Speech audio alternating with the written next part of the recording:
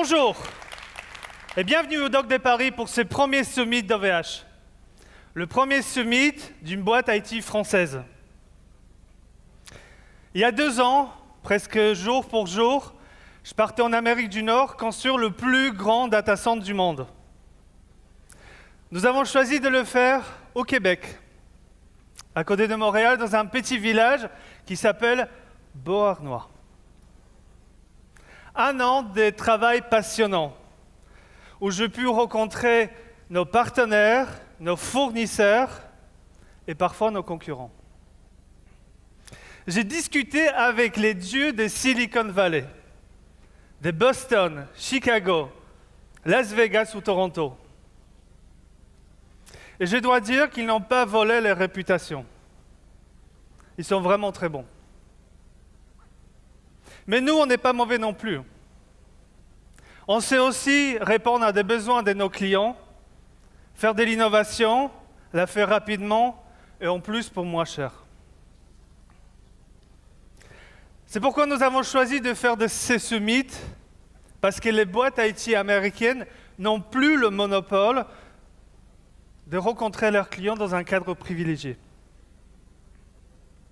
Parce que nous nous sommes rendus compte qu'une boîte qui innove se doit de consacrer 1 journée par an pour dire ce qu'elle avait fait, comment elle l'avait fait et ce qu'elle va faire. Alors, est-ce qu'il y a des ingrédients que nous utilisons pour faire de l'innovation? Alors, est-ce qu'il y a une recette, des secrets? Depuis 2003, OVH construit ses propres data centers. Nous en avons 12 en production, 11 en Europe, en France, et 1 en Amérique du Nord, au Québec. Ça peut paraître bizarre pour une boîte IT de faire du foncier, de travailler avec EDF sur les redondances électriques, de travailler sur refroidissement des serveurs. Tiens, produire le serveur. Oui, nous produisons nos propres serveurs sur les lignes de montage à Roubaix et Beauharnois. Mais si nous le faisons, c'est que nous avons vu bien avant les autres les remises en question que nous avons mis à l'intérieur de nos data centers. Ces innovations nous permettent de réduire les coûts, par exemple l'énergie, et donc de fournir les services moins chers.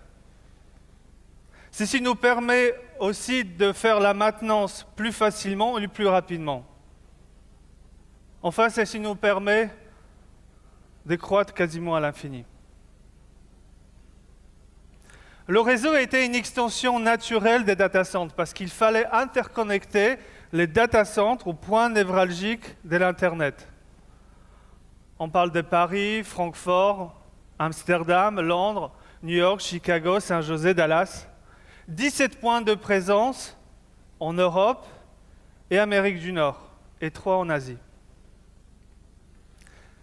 Ces points névralgiques nous permettent d'interconnecter les fournisseurs d'accès et donc les visiteurs au point qui leur convient le mieux. Les fournisseurs d'accès français, on les interconnecte à Paris ou en province. Les Allemands à Francfort, les Polonais à Varsovie, les Espagnols à Madrid. Et lorsqu'on parle des opérateurs américains, des telcos, là on parle des interconnexions dans différents États. Ainsi, les données qui sortent de nos data centers parcourent majoritairement notre réseau, sur lesquels nous avons le contrôle total de la latence, de l'utilisation de la bande passante ou des redondances. Et nous pouvons, lorsque nous voyons qu'il y a une augmentation d'utilisation des bandes passantes, nous pouvons augmenter les capacités bien avant qu'il y ait des congestions. Les data centers, le réseau, qu'est-ce qu'il faut d'autre? Il faut la team, l'équipe. Pour notre part, il s'agit des passionnés d'informatique, des mordus des technologies, qu'on appelle aussi les geeks. Qui d'entre vous s'estime être un geek? C'est bien, je ne vois pas beaucoup de barbus. Mais... Moi aussi, j'ai eu un accident de matin.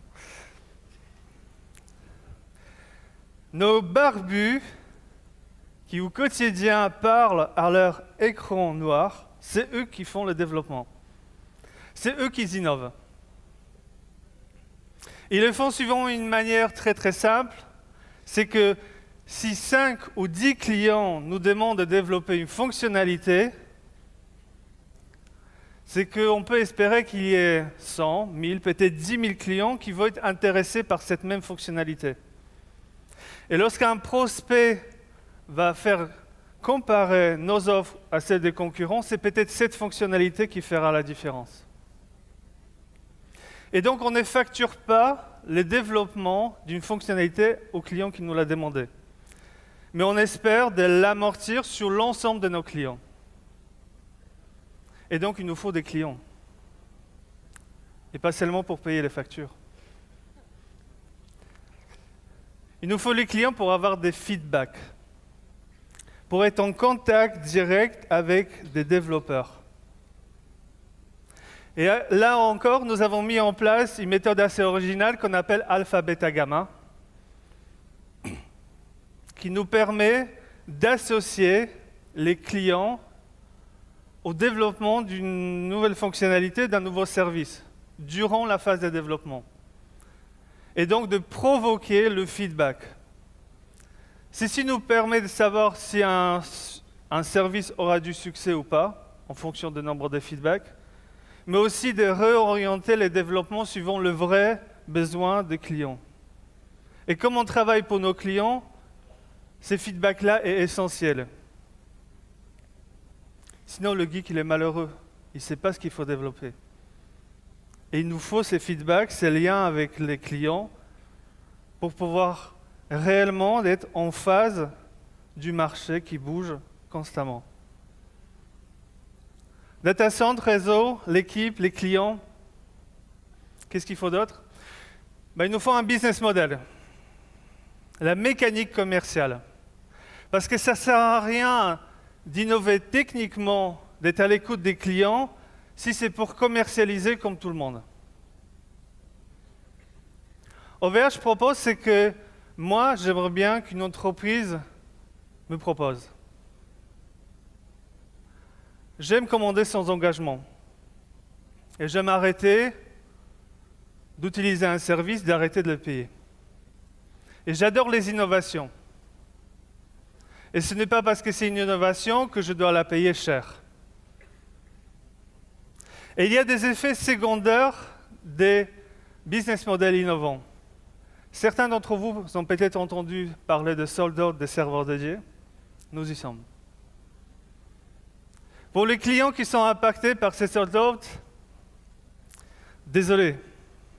L'objectif n'est pas de vous embêter dans votre croissance, mais de remettre en question le business model aussi innovant qu'il a pu être pour continuer à innover et proposer cette innovation au meilleur prix. Et je ne peux pas m'excuser de vouloir proposer de l'innovation à mes clients. Cette problématique temporaire sera résolue dans quelques semaines.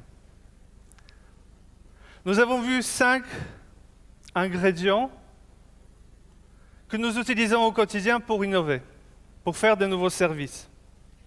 Mais OVH, c'est des multiples domaines d'expertise animés par des spécialistes. Je vais laisser maintenant parole à 6 d'entre eux qui vont vous expliquer, raconter leur métier. Le premier est Henri Clabat, mon père, PDG d'OVH, le père de tous les data centers d'OVH. Et moi, je vous retrouve dans 1 heure. Merci.